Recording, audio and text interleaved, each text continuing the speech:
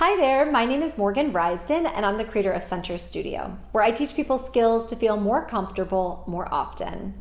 So this week I wanted to talk to you all about something that I'm sure some of you have experienced before, and it is worry. And some of you might not have ever experienced it, but now, given the current environment that we're in, you're feeling like, oh yeah, I have a little bit more anxiety than normal, or maybe I'm worrying a little bit more than I used to.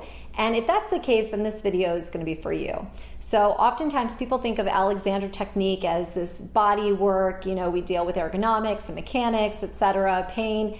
However, there is another part to it, and it's why we call it a mind-body technique. And so Alexander technique does help people reshape the way that they're thinking about things and become a little bit more conscious about the thoughts that they have. And when it comes to things like anxiety and worry, I found this to be particularly helpful, having suffered from anxiety myself in my previous years.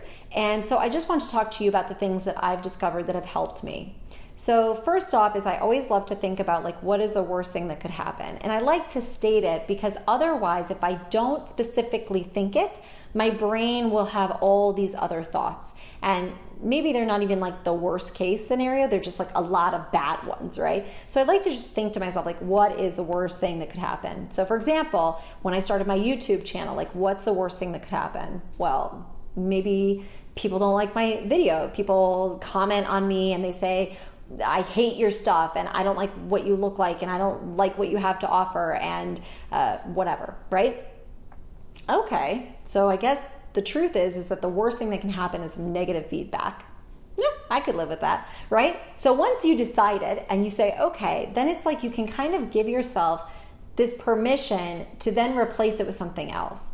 Because the truth is yeah, I'm gonna have some negativity. I'm gonna have some people who don't like things, like haters as they call them, right? But it doesn't mean that I don't have to do things that I want to do or things that I like to do, right? Because on the flip, I've had lots of people say that this is very helpful, that they've found a lot of value in the things that I'm teaching and have to offer. So again, it's just thinking about what's the worst thing that could happen and then putting it into perspective. The other thing that I do is I like to replace it with something positive.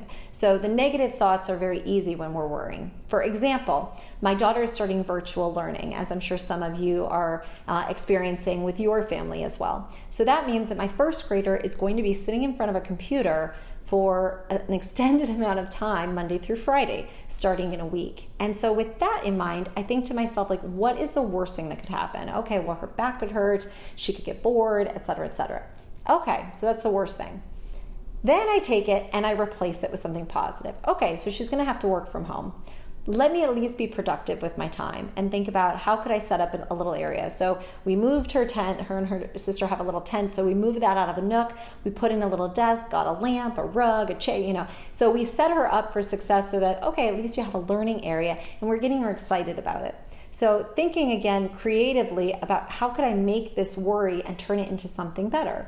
And will she have days that she's bored? Yeah, but I'm sure that happens in regular school as well, let's face it, right? So I think, again, being able to be a little bit more productive with our thought pattern as opposed to allowing that worry and that anxiety to kick in and take over, right? Because our brains do have a sort of bias towards negativity.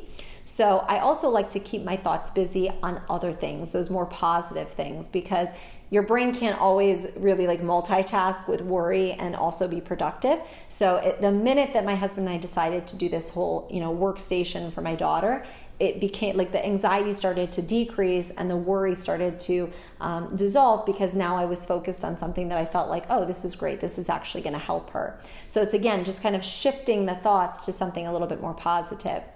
And then at the end, to just, again, keep things in perspective, because we have a lot more practice with worry and anxiety and stress usually than we do with thoughts of positivity and relaxation and, releasing tension.